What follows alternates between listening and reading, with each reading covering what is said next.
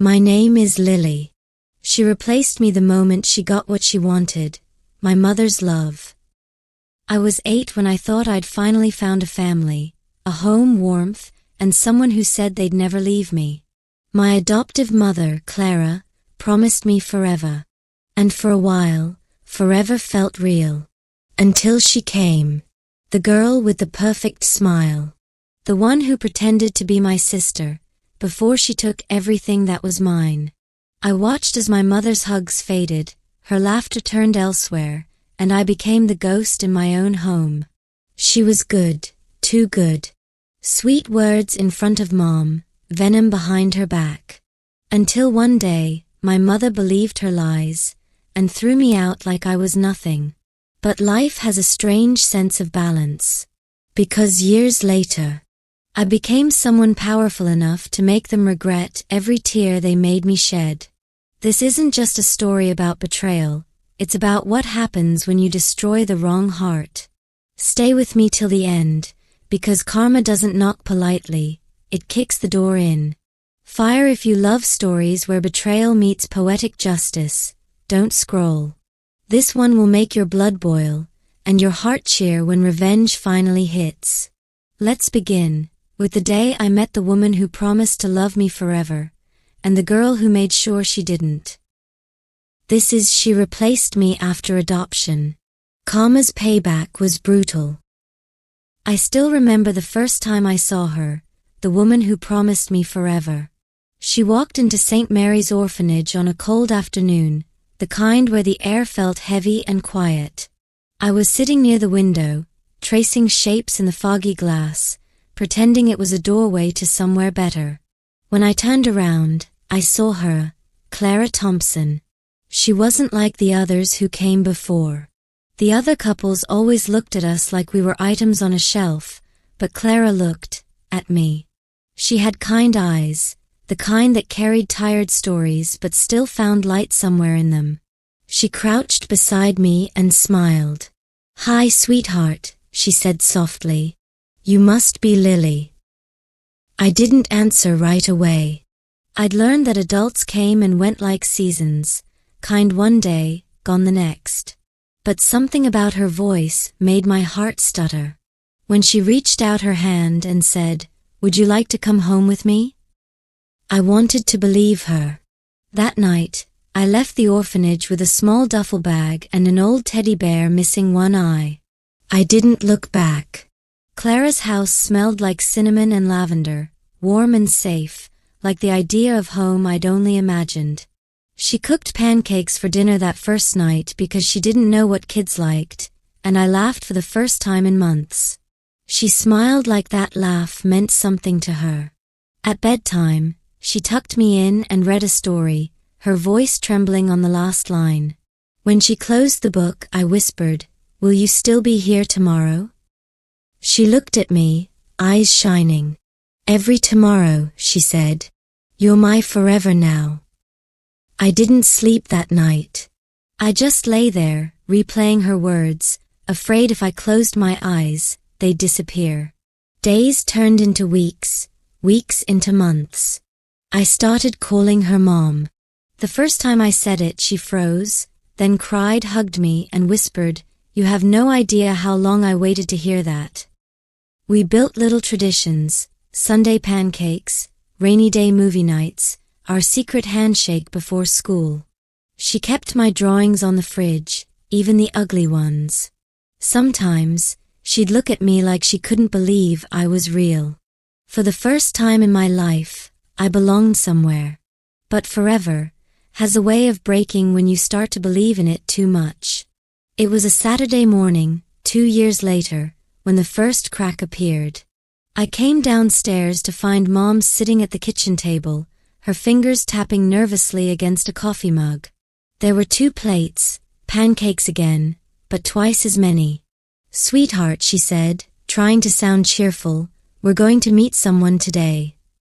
Her voice carried a tremor she couldn't hide. I tilted my head, confused. "Who?"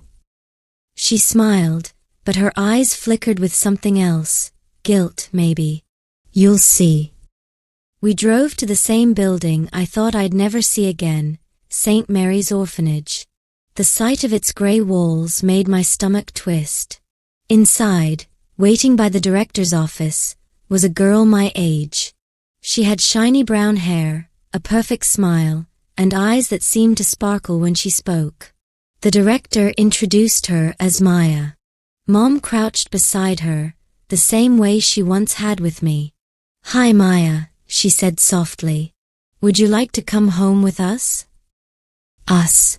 That single word hit harder than I expected.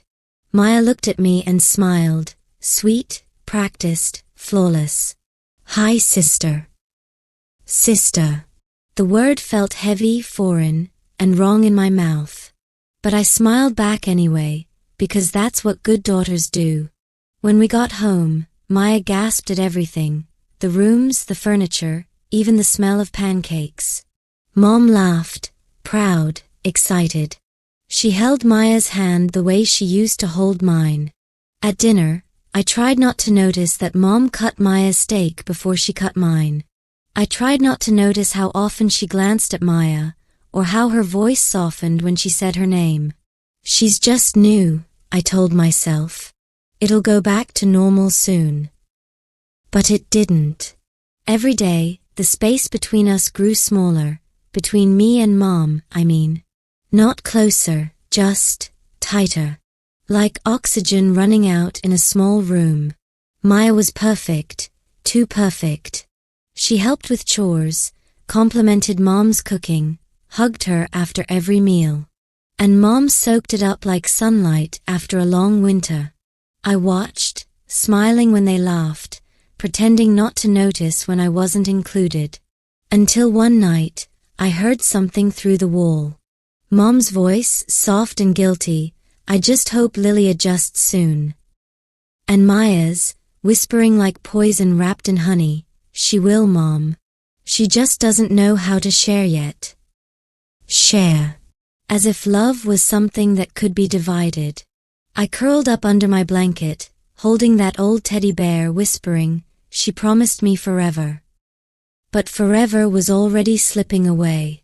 The first time I realized Maya wasn't what she pretended to be, it was over something small, a broken vase. Mom's favorite one. I'd been dusting the bookshelf when it slipped, shattered across the floor, a flash of glass and panic. I froze, ready to face the disappointment I knew was coming. But before I could even call out, Maya appeared in the doorway.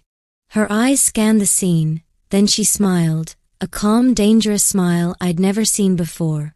"Don't worry," she whispered, bending down beside me. "I'll tell Mom what happened." I thought she was helping. An hour later, when Mom came home, she walked straight toward me. "Lily," she said, her voice sharp, "why would you lie about something so simple?" My throat tightened. "What?" "Maya told me you blamed her for breaking the vase." I looked at Maya. She stood behind Mom, eyes wide, shaking her head just enough to make me look crazy. "I didn't," I said. "I was the one who broke it." Mom sighed. "It's not the vase, Lily. It's the lying." I tried again, but her expression had already closed. One silent verdict, and that was that. It became a pattern, tiny things that turned into cracks. My homework went missing from the counter. My art project was found ripped in half. Notes appeared in Mom's purse with childish handwriting that said, "I wish Maya would leave." Each time, Maya cried softly in the background while Mom's disappointment carved deeper into me. Sometimes, when Mom wasn't home, Maya would lean close and whisper things that made my stomach twist. "She loves me more now. She told me you're too moody. She said you're lucky I'm patient with you." Then she'd smile sweetly and hug me if Mom walked in, the perfect sister again. I started staying in my room longer, avoiding them both. The laughter from the kitchen turned from music to noise. I missed how Mom used to hum when she cooked. Now she hummed only when Maya helped. One night, I woke to whispers in the hallway. The door was slightly open, the light from the kitchen spilled in soft yellow. I just don't understand her anymore, Mom was saying. She used to be so gentle. Maya's voice came next, low, careful. Maybe she's jealous. I'd never tell her this, but sometimes she looks at me like she hates me. Mom sighed, exhausted. She's been through so much. I thought love would fix it. I love her, Maya whispered. I really do. But maybe she needs help. Help. The way she said it sounded like removal. I closed the door quietly and pressed my back against it, trembling. Every word she spoke wrapped itself around my chest like barbed wire. At breakfast the next morning, Mom suggested therapy for me. You've been distant, she said, avoiding my eyes. Maya worries about you. Maya looked up from her plate, the picture of concern. We just want you to feel happy again, Lily. Something inside me snapped. Stop pretending. I shouted. You're the reason everything's wrong. Mom's spoon clattered against the table. That's enough. Maya's eyes filled instantly with tears, perfect and silent. I was only trying to help, she whispered. Mom stood, grabbed my arm, and dragged me from the table. Go to your room. Now.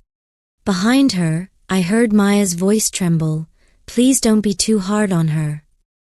That was the worst part. She knew exactly what she was doing. From that day, Mom looked at me differently, not with love, but with caution, like I was something unpredictable. The warmth drained out of the house piece by piece. My drawings came off the fridge. My plate at dinner was set a little farther away. The stories at bedtime stopped completely. Sometimes, I'd see Mom and Maya through the half-open door of the living room, their heads bent together, laughing softly. The same laugh that used to belong to me. I started writing everything down, every strange thing Maya did, every lie she told. I wanted proof. I needed it. Because if I couldn't prove it, maybe it meant I was going crazy after all. One afternoon, I came home from school and found my journal lying open on the couch. Pages missing. The last entry, the one where I wrote, I think she's trying to erase me, was torn neatly in half. Mom was waiting in the kitchen. I read your journal, she said quietly. My blood went cold. Maya showed it to me, she continued. She was crying. She said she didn't know how to help you anymore. I shook my head. She took it, Mom slammed her palm on the table. Enough. She's your sister. I bit my tongue hard enough to taste blood. I wanted to scream that she wasn't my sister, that she was the storm swallowing us whole. But Mom wouldn't hear me anymore. That night, Maya knocked softly on my door. I'm sorry, she said, her voice sweet, almost gentle. I didn't answer. She leaned against the frame, smiling in the dim light. You should be careful what you write. Words can be misunderstood. Then she turned away, humming one of Mom's songs as she walked down the hall. I waited until the sound faded before whispering to the darkness, I see you. I know what you're doing. But even as I said it, I knew no one would believe me. In the weeks that followed, I tried harder, helped with chores, got better grades, cooked dinner before Mom came home. For a moment, I thought things were healing. Mom even hugged me once, quick and awkward. Then Maya found a new game. She started calling Mom Mama. I'd never used that word, it felt too babyish. But the first time Maya said it, Mom lit up. She laughed, pulled her close, and repeated it like it was the sweetest sound in the world. That single word erased me more than any lie could. I sat on the stairs, listening to them laugh, and realized something that froze me. Maya wasn't just pretending to be the perfect daughter. She was becoming me, and doing it better. By the end of that summer, I barely recognized our home. My photos disappeared from the hallway, replaced by new ones of Mom and Maya at picnics, at fairs, smiling like I never existed. The last one that vanished was my adoption photo, the one of me and Mom on the day she promised forever. When I asked where it was, Mom said, "I don't know, sweetheart. Maybe it got misplaced." But later that night, I saw it. In the trash. Face down. That was when I stopped trying. I wasn't angry anymore. I was empty. Because anger means you still believe something can change. And I didn't. Autumn came early that year. The leaves outside our window turned red too soon, like they couldn't wait to die. Inside, the house felt colder, quieter, the air heavy with things we didn't say. I stopped counting how many times I caught Maya watching me with that faint smile, like she was keeping score. Mom worked longer hours, said she was tired, but I could tell she just didn't want to come home to the tension. When she did, she'd walk in and see us sitting apart, Maya at the table, me on the couch, and sigh like the weight of it was mine alone. One Friday evening, Mom came home holding a letter. "It's from school," she said. "They're worried about you." I frowned. "Why?" She looked down at the page. "They said you've been skipping classes. Being aggressive." I felt my stomach drop. "That's not true." Maya's voice drifted from the hallway. "I told her you'd been acting different, Mom. Maybe they just misunderstood." Mom turned toward her, not me. "You knew about this?" Maya hesitated, then whispered, "I didn't want to make things worse." It was so clean, so rehearsed. I realized she'd probably written the letter herself. I looked between them and felt something inside me collapse. "You're lying again," I said quietly. "You're always lying." Mom's voice sharpened. "Stop it, Lily." "No," I said. "You think she's perfect because she makes you feel needed. But she's playing you. She's been playing both of us since the day she came here." Maya's lower lip trembled, tears shimmering like crystals. "I don't know why you hate me." "I don't hate you," I said through my teeth. "I see you." Mom slammed the letter down. "Enough. I can't do this anymore. Every day it's something new, and you always blame Maya. Because she's the reason everything's falling apart." I shouted. Mom's face went pale. "Go to your room." I didn't move. "You used to believe me." "Go," she said again, her voice shaking.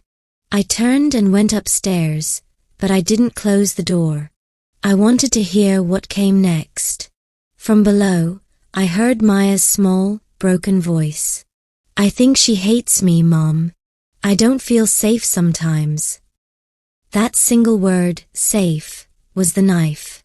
I could almost hear the gears turn in Mom's mind, the way guilt melted into fear. That night, I heard the locks change. The next morning, my things were packed. My clothes, my sketchbooks, even the teddy bear with one eye. Mom's face was hollow, her eyes red from crying. "Your aunt agreed to take you for a while," she said. "Until things settle." "A while?" I asked. "How long is a while?" She didn't answer. Maya stood behind her, holding a mug of cocoa, the perfect portrait of innocence. "You're sending me away because of her," I whispered. Mom flinched. "I just need peace, Lily." "Then you're giving her exactly what she wants." "She's a child," Mom said sharply. "So am I." The words came out broken, like something tearing loose inside me. But it didn't matter. She was already walking away. The ride to my aunt's house felt endless. The sky looked grey, the fields blurred by rain. I stared out the window, replaying every moment, every laugh, every bedtime story, every promise of forever. When we reached the porch, Mom hugged me. It was stiff, distant. "I love you," she whispered, and I knew she wanted to believe it. But love without trust is just guilt pretending to be something better. I watched her drive away, her car shrinking until it disappeared. My aunt's house smelled of dust and old wood. There were no pancakes, no lavender candles, no warmth. Just silence. I cried that night until I couldn't breathe. 4 days after, I stayed in bed, staring at the ceiling, listening to the storm outside. Every time thunder hit, I imagined it was the sound of my world cracking a little more. Letters came at first. Short ones. Polite ones. Then fewer. Then none. Weeks blurred into months. I started school again, kept my head down. I didn't talk much. When people asked where my parents were, I said, "They're busy." Busy replacing me. One afternoon, my aunt called from the living room. "You have visitors." For a second, my heart leapt. I ran down the stairs, hoping, just hoping, it was Mom. But it wasn't. It was Maya. She looked perfect, as always, standing there in a new coat, holding a gift bag. "Mom said I should visit," she said sweetly. "She misses you." I stared at her. Then why didn't she come? "She's been stressed," Maya said, stepping closer. "She told me she worries about you." "Stop pretending you care," I said flatly. She tilted her head, smiled faintly. "I do care, Lily. You just didn't fit anymore." I felt my stomach twist. "What did you say?" She shrugged, the picture of calm cruelty. "You were her first try. I'm her real daughter now." My hands shook. "You're not even blood."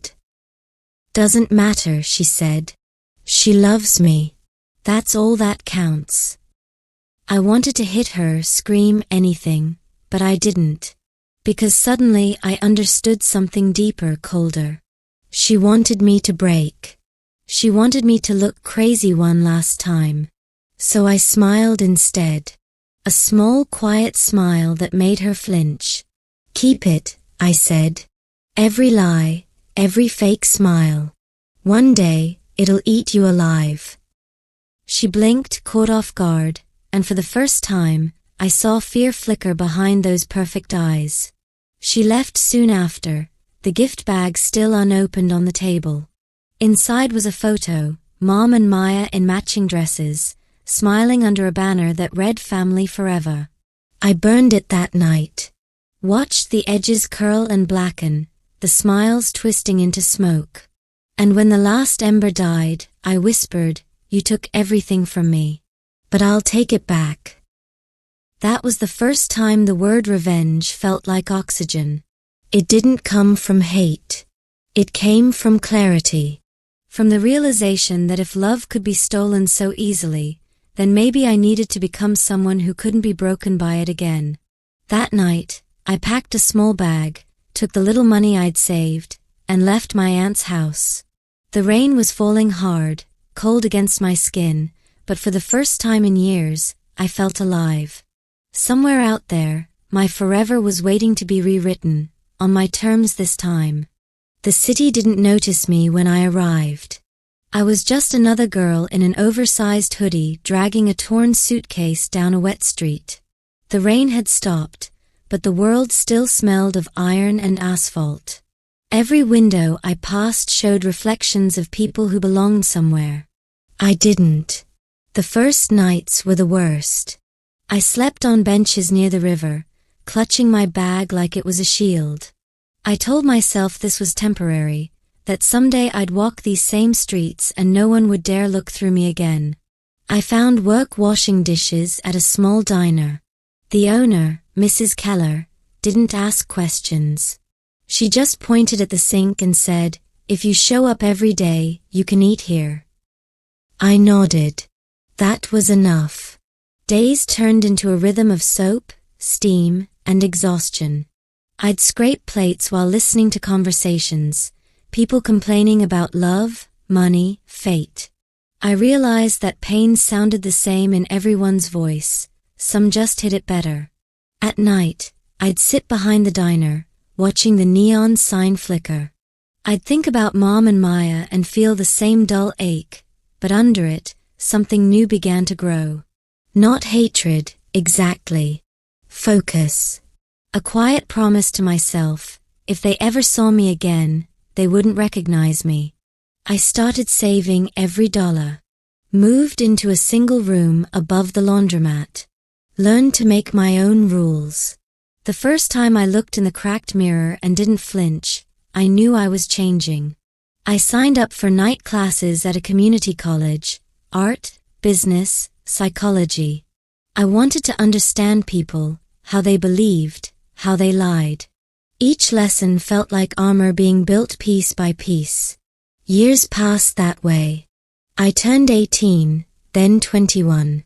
I stopped being the girl who begged to be loved and became the woman who chose where to place her heart. Sometimes memories tried to crawl back, Mom's voice saying forever, Maya's whisper, you didn't fit anymore. I'd close my eyes and answer, watch me fit everywhere you can't. One evening, a man at the diner left his wallet behind. When I returned it, he smiled and asked my name. Lily, I said. Lily Thompson. It slipped out before I could stop it, the last name I'd sworn off. But when he repeated it, I didn't feel shame.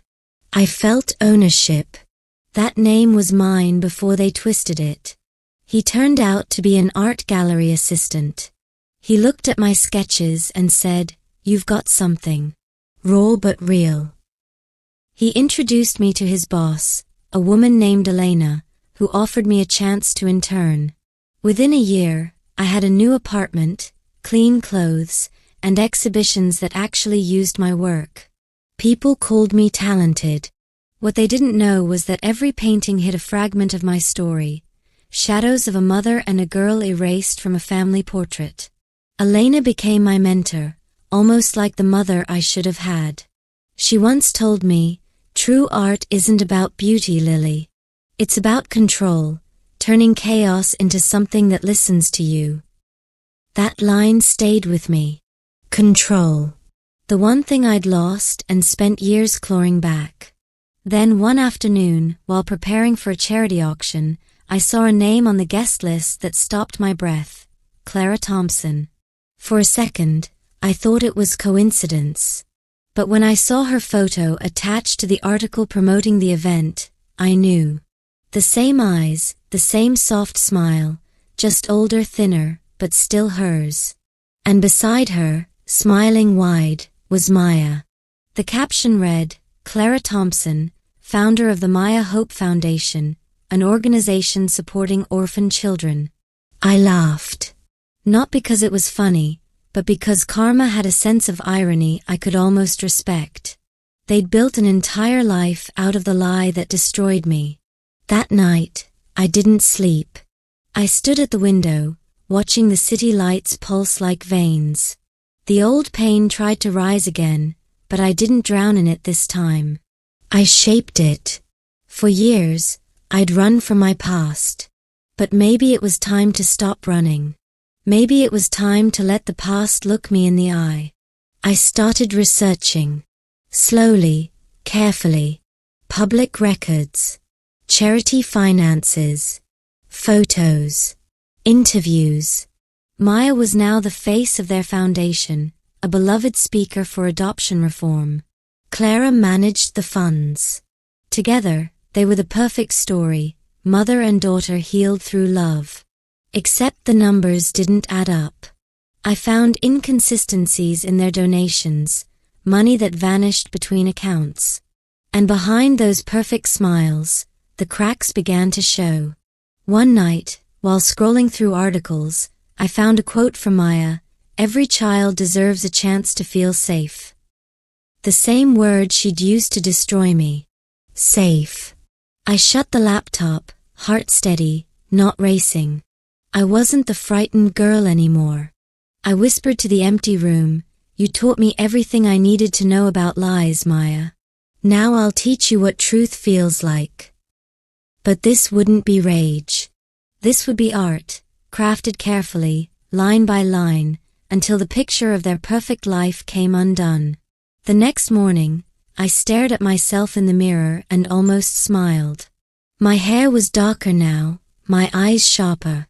If Mom walked past me on the street, she wouldn't know who I was. That was the point. I changed my signature on my paintings to L. Rain. Rain, not for royalty, but for reclaiming what was mine.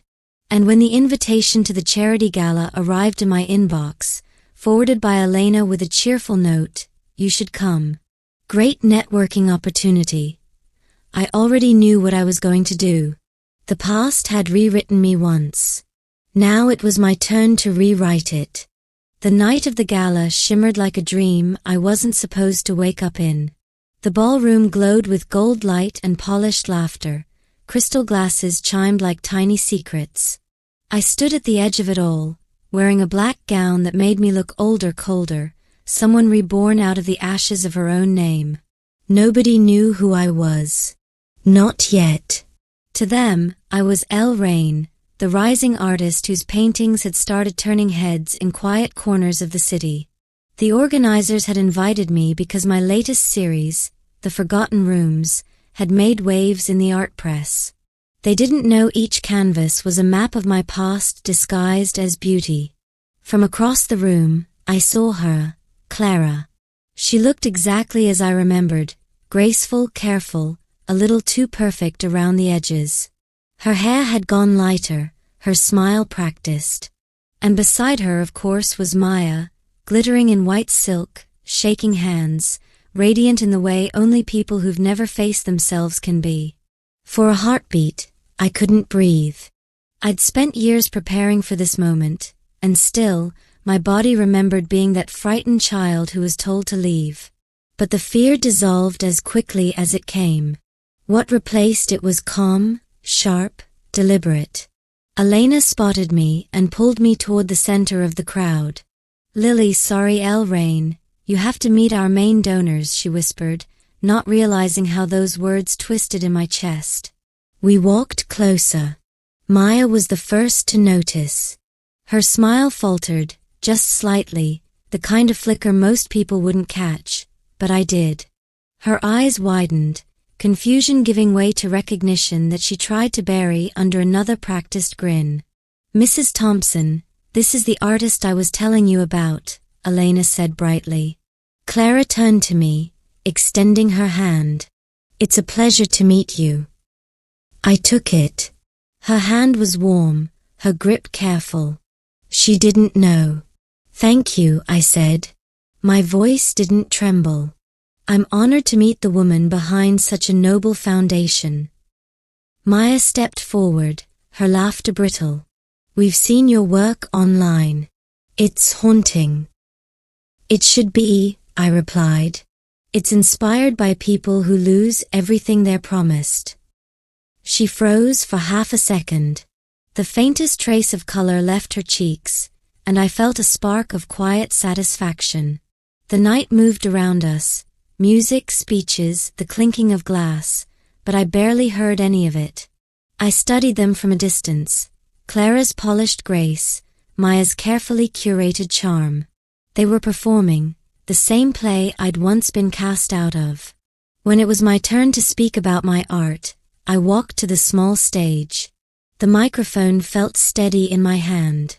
My latest series, I Began, was born from silence. From the kind of loss that doesn't come from death, but from being forgotten while you're still alive. The room quieted. Even the servers paused. "I believe we all build rooms inside ourselves," I continued, "to hold the people and promises we lose. My paintings are what those rooms look like when the doors finally open." A slow murmur rippled through the audience. I caught Maya's stare, tense, searching. Clara looked puzzled, as if she recognized something she couldn't name. After the applause, a journalist approached me. "Your work feels personal," she said. Was it based on a real story? I smiled faintly. Every story is real to someone. Later, while the guests wandered toward the exhibition hall, I stood beside one of my pieces, a large painting of two figures, one fading into smoke, the other reaching for her shadow. The plaque beside it read "Forever, Lost." Maya stopped beside me. "That painting," she said softly, "it looks familiar." "Does it?" I asked, keeping my gaze on the canvas. "Maybe it reminds you of something you tried to forget." Her lips parted, a protest forming, but I turned and met her eyes fully. "I know who you are, Maya. And you know who I am." The color drained from her face. "Lily," she whispered, almost inaudible. "Don't say my name here," I murmured. "You don't deserve to." She glanced around, panic flickering beneath her calm. "What do you want?" "Nothing," I said. "Not yet. Just for you to feel the weight of pretending." I left her standing there and crossed the room. Clara was talking to a reporter, glowing in the spotlight of her own reinvention. When she saw me approach, she smiled again, unaware that every word about to leave my lips would shift the ground under her feet. "Mrs. Thompson," I said politely, "would you mind if I quoted you for my next series? It's about mothers who build homes on borrowed truths." She blinked, taken aback. "That's a rather dark concept." I tilted my head. So was my childhood. Her breath caught. There it was, the faint, unexplainable recognition in her eyes, the tug of memory trying to surface. For a moment, I almost pitied her. Almost. Before she could respond, Elena called me away for an interview. As I turned, I saw Maya whisper something into her ear. Clara's face paled, and when she looked back at me again, there was disbelief written all over it. The tremors had begun.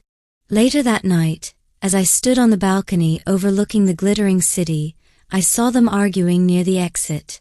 Maya's mask had slipped, her gestures sharp, her smile gone. Clara looked shaken, confused. Guests pretended not to notice. The journalist from earlier approached me again. "Fascinating speech tonight," she said. "Your art, there's something almost vengeful about it." I smiled, watching the chaos quietly unfolding below. "Not vengeful," I said. "Just honest." She laughed, not understanding, and moved on. When I left the gala, the air outside was crisp, the city humming with night traffic. I walked slowly, heels clicking against the pavement, every sound echoing like punctuation at the end of a long sentence. For years, I'd imagined confronting them with rage. But standing there, watching their perfect world begin to tilt, I felt no rage at all. Only peace. Because this wasn't about destroying them. It was about truth finally breathing. I glanced back once at the grand hall still glowing behind me, and whispered to the night, that was only the first crack. Then I smiled, small, steady, unstoppable, and disappeared into the dark, where the next part of the plan waited. Morning news travels fast in a world built on appearances. By the next day, the gala had turned from triumph to rumor. Guests whispered that Clara Thompson looked unsteady, that her daughter had seemed unusually distressed. Nothing concrete, just the kind of gossip that crawls through society's veins and leaves bruises before anyone feels the sting. I saw the first headline 2 days later. Beneath the shine, the Maya Hope Foundation faces questions. A small blog post, barely noticed. But I knew how fires started. They always began as sparks no one respected. I didn't need to add fuel. I just nudged the wind. A few public records, a few emails from anonymous accounts pointing curious reporters in the right direction. Facts, not fiction. Numbers that didn't balance. Statements that contradicted. I didn't accuse, I simply opened the right doors and let people walk through. Meanwhile, I kept painting. My next exhibition was titled Inheritance. Every canvas showed the outline of a house made of glass, cracking under its own weight. Critics called it hauntingly prophetic. I called it therapy. Clara tried to control the narrative. I watched her on a local morning show, smiling too hard. All great work attracts scrutiny, she said, voice measured. Our mission remains pure. But when the interviewer asked about the missing funds, her fingers trembled against the coffee cup. Maya sat beside her, polished as ever, though her eyes darted toward the cameras like they were weapons. I recognized that look, the same fear I'd lived with for years. The fear of being seen for what you really are. That night, I got an email. No subject line. Just 2 words, "It's you." I didn't answer. But I knew it was from her, Maya. Days later, another came. "Why are you doing this?" I almost laughed. I wasn't doing anything. I'd simply stopped pretending. Then came one from Clara. "Lily? Is it really you? Please, I need to talk." I stared at her message until the words blurred. Somewhere deep down, a tiny part of me still wanted to hear her voice say my name with love again. But love without truth was just another lie dressed in nostalgia. I typed one sentence back. "We'll meet when the foundation tells the truth." For a while, silence. Then the news broke wider. An investigative journalist uncovered the trail I'd left shining in plain sight. Not theft, mismanagement, negligence, promises written but never fulfilled. Enough to crack the glass facade. The board suspended operations, pending review. Donors pulled funding.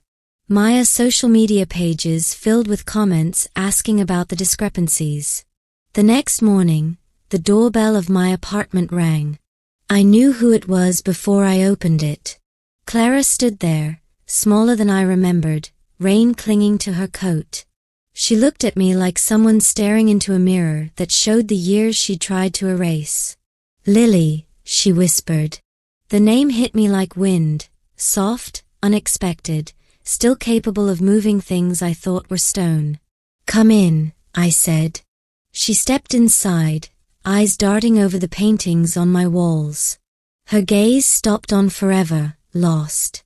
I saw her swallow hard. "You became everything I hoped you would," she said finally, voice cracking.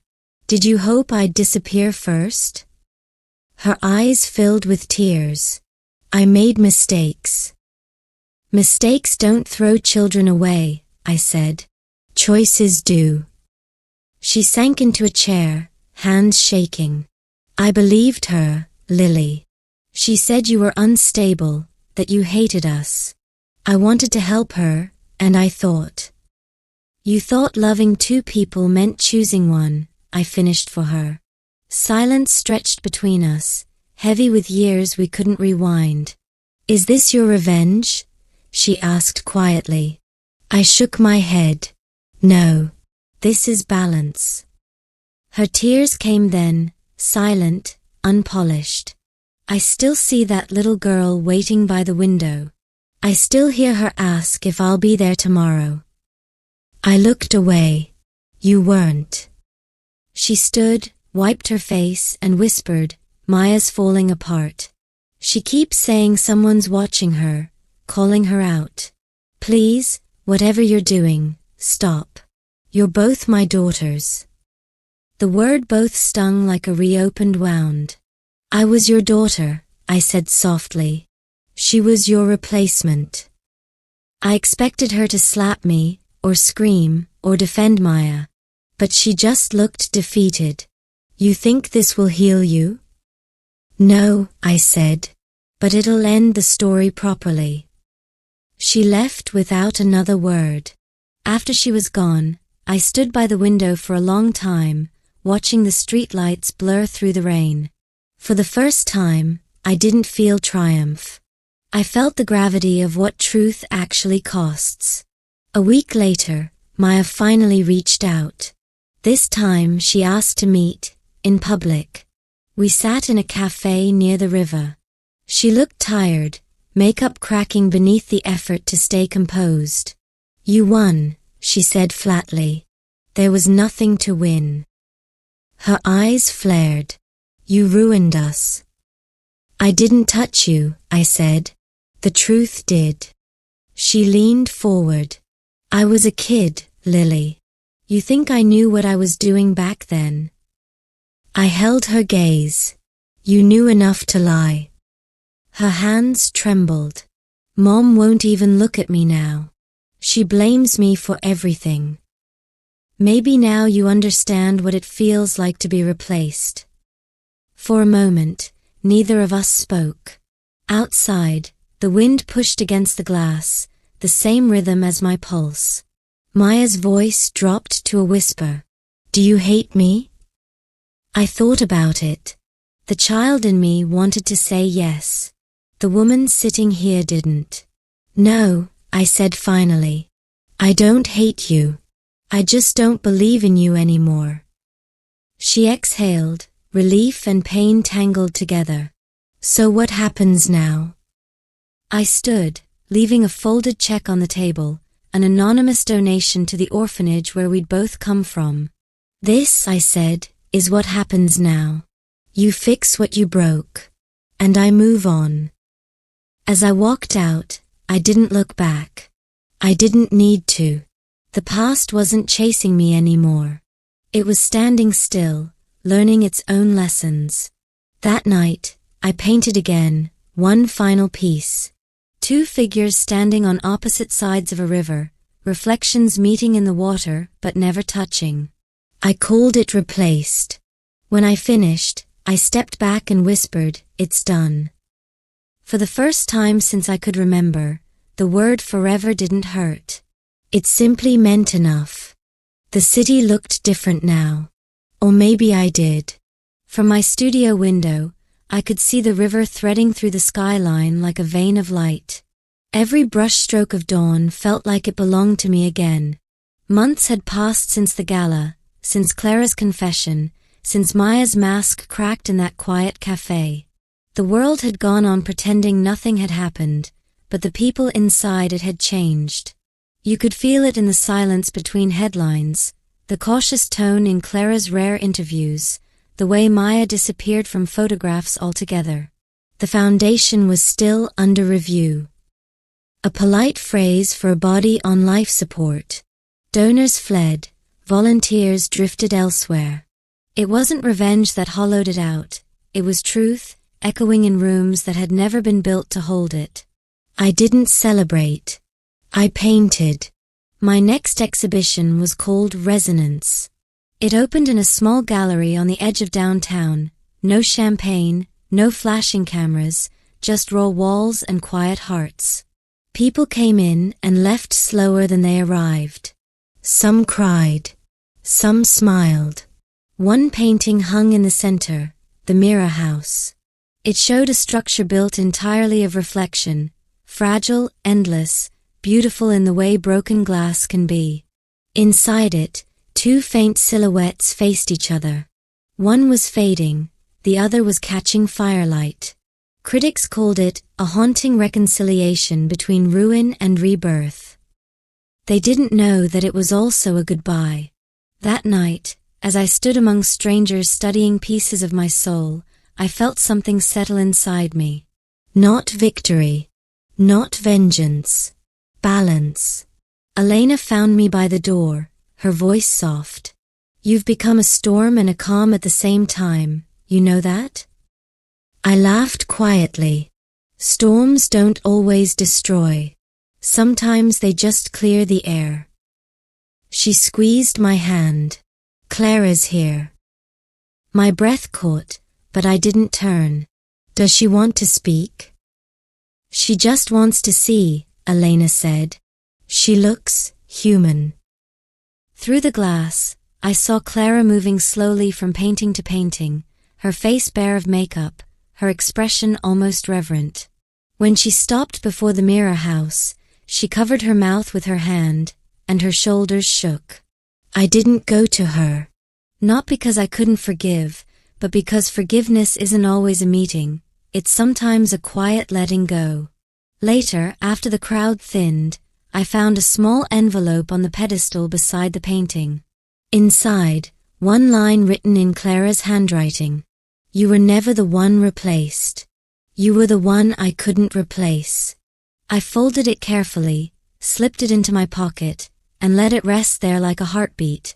In the weeks that followed, my name began appearing in places I'd once only dreamed of: interviews, articles, invitations.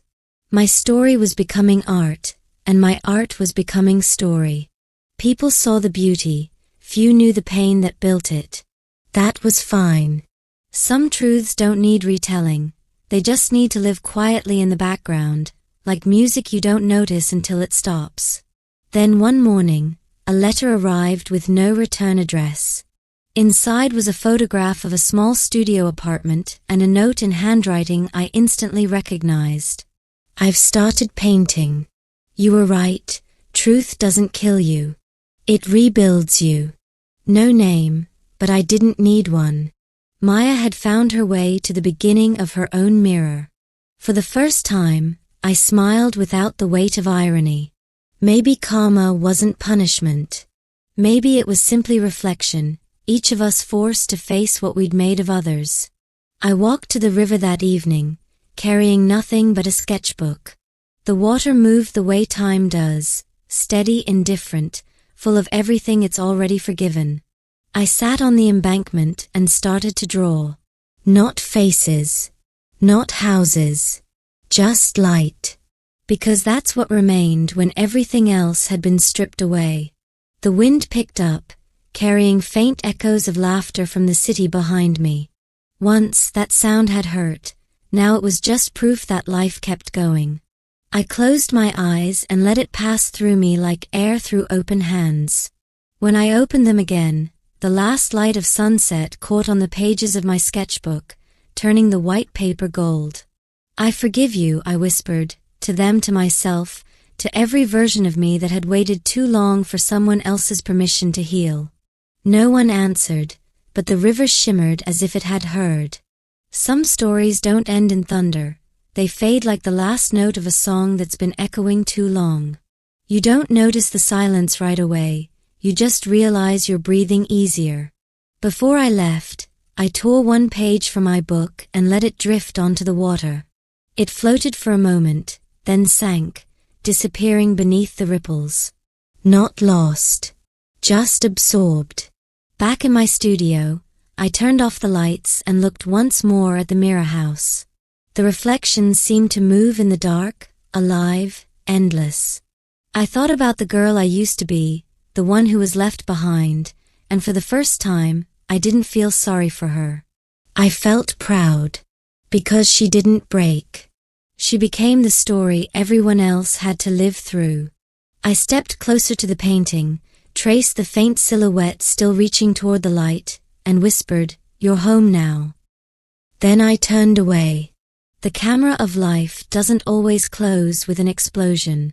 Sometimes it fades out on a quiet breath, a final frame of peace after years of storm. Mine ended with the sound of a brush dipping into color again, and a voice, steady and calm, saying, "This was never revenge. It was restoration." The screen fades to black, and in that silence, the audience finally understands. Karma doesn't come with fire. It comes with reflection. They say revenge ends when the other person breaks. But sometimes, it doesn't end at all. Because true revenge isn't about making someone bleed. It's about making them see. Lily never raised her voice. She never lifted a hand. All she did was hold up a mirror and let everyone drown in their own reflection. Clara lost her crown the moment truth caught up with her lies. Maya lost her comfort the second she realized imitation can't replace origin. And Lily? She didn't win. She simply became what they could never destroy. Free. In the end, her silence screamed louder than their apologies ever could. No vengeance, no spectacle, no fire. Just quiet justice, wrapped in art, painted in peace, sealed in truth. And maybe that's the lesson hiding behind her story. You don't need to burn bridges to make them regret crossing you. Sometimes all you need to do is build your own kingdom on the ashes they left behind. If Lily's story reminded you that karma doesn't rush, it arrives when the world's finally quiet enough to hear it, then remember this. Every story has two sides, one that falls, and one that rises. Which one will you be? You've just heard she replaced me after adoption. Karma's payback was brutal. If you felt the chill, the justice, the echo of truth, then hit subscribe, because the next story is already waiting in the dark.